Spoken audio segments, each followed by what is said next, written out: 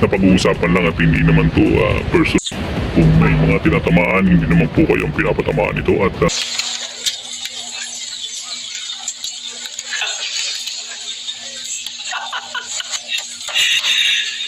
Ginawa magandang balita. May nangyayari na. for educational purposes lang naman tong Itong vlogs ay for educational purposes and entertainment only at kung may pagkakapareho sa inyong sitwasyon or pangyayari ito yan hindi sinasadya at nagkapareho lamang. Bilang isang vlogger na taga-logger ay nakikipag-usap ako sa mga professional engineer, architect, contractors, subcontractors at construction worker regarding sa kanilang experiences at di ko sila pinapangalanan para sa kanilang protection na sinasabi batas sa Article 2554 ng planeta ng Jupiter at Mars.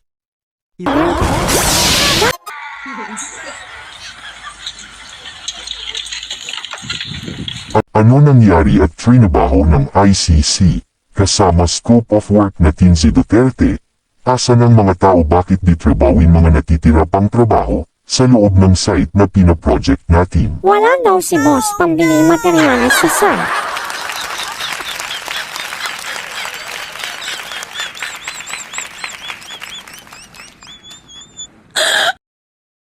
Wala ba paraan para matapos project kahit wala pang materyales sa site? Ano pa kulang na materyales? Patawag mo si super architect para matapos na yung project. Kulang daw boss semento graba buhangin at yung mga tiles wala at mga toilet fixtures di pa daw ni-deliver sabi sa procurement. Mahirap tapusin boss project na walang materyales kahit itanong kay Duterte boss. Okay Sanich ipatawag mo super architect at siya kailangan ng mga tao para pamunahan ang pag-atake sa site at ipatawag lahat ng labor personnel para sa pag-atake. Dahil ako ay Para mas malakas atake natin sa ICC. Assemble the army.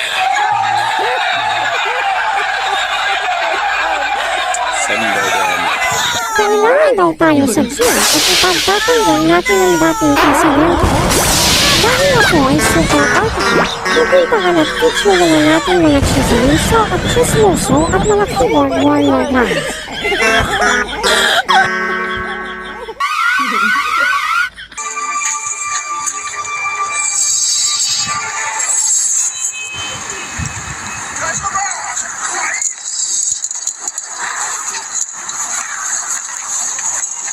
Bakit Ayaw nyo umalis sa project na ito hindi na kayo babayaran ni boss at nabayaran na daw kayo. Wala pa daw sabi ni architect. Papunta siya ngayon at pupunta daw boss mong bakla. Bakit masyado kayo loyal dyan kay architect? Ano ba nagawa sa inyo yan yung kasama mo nagpabayad na sila? Bakit ikaw ayaw mo kuning binibigay ni boss?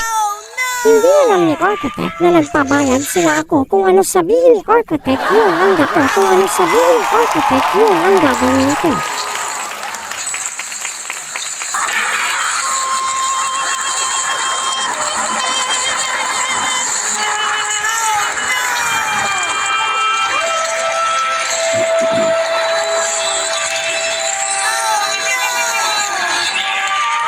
Ahon, nandito na si boss.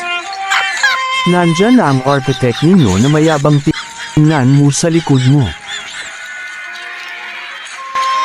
Sobrang yabang talaga ng architect mo foreman, marami kasi kasama kaya matapang yan.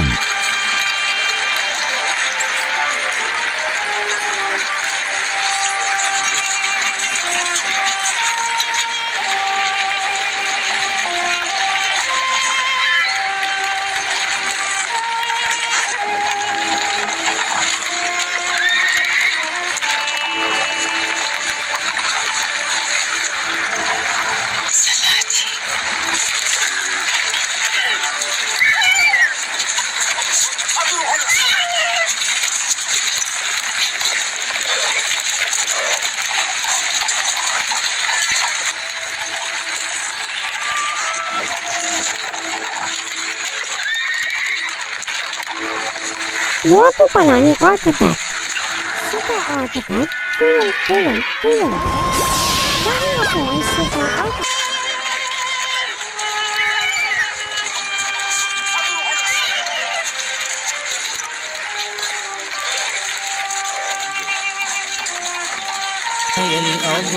Ano yung pinagkakalat mo na nagbayad ka na sa mga tao? Kulang na kulang binabayad mo, tas sasabihin mo nagbayad ka na. Yes, bayad na ako, at alam nyo yan. Na nagbabayad ako walang labis walang kulang. Halos 75% natapos sa project tapos yung naibabayad mo pa lang ay 60%. Halos 40% ang natitira pa sa kontrata na pinirmahan natin, paano naging sobra ang bayad? May record ako ng accomplishment architect at alam mo na yun lang ang accomplishment. Kaya ano yung sinasabi mo na hindi pa kayo nababayaran at may tumawag pa sa client sa mga tao mo? Wala akong alam dyan sa tumawag sa client at bakit nadadamay ako. Magbayad ka na lang at aalis kami dito sa project mo. Bayaran mo lahat ng pinagtrabahuan namin kulang-lulang sa 2,400,000. Ang bayaran mo kaya tapusin na natin ito at magbayad ka wala tayo pag-uusapan. Wala ako babayaran at simula ngayon architect terminated ka na as project manager, at paalisan mo ng mga tao mo dito sa site at nagbayad ako dun sa mga tao mo. Sa loob ng at nagugutom daw sila sa site, trinaydor ka ng mga tao mo kaya bakit mo pa sila ipagtatanggol? Okay, legal termination yan at magbabayad ka niyan sa National Labor Relations Commission Main Office at Quezon City. Pahingi ako termination letter proof of illegal dismissal at constructive dismissal na ginawa mo. Okay, pakuha mo na lang sa head office, at magpapablotter kami, na di ka na pwede pumasok na site.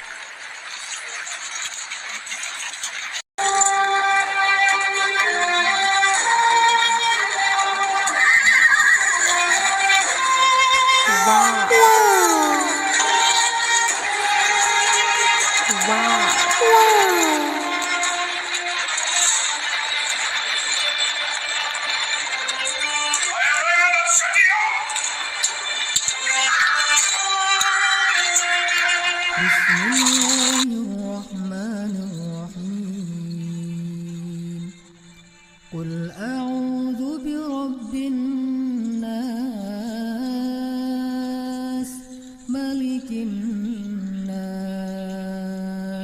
إله الناس من شر الوسواس الخناس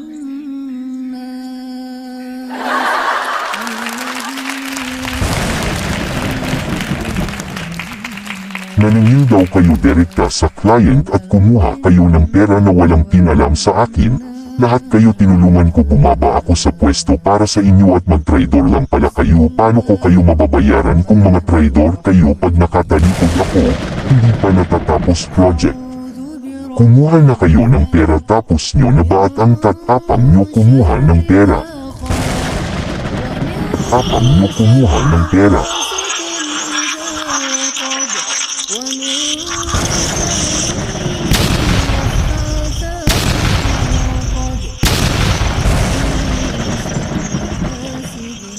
إذا حسد بسم الله الرحمن الرحيم قل هو الله أحد Arestado ka sa pagkuha ng pera na hindi ka naman ang nakakontrata. ملك أحد بسم الله الرحمن الرحيم تبت يدا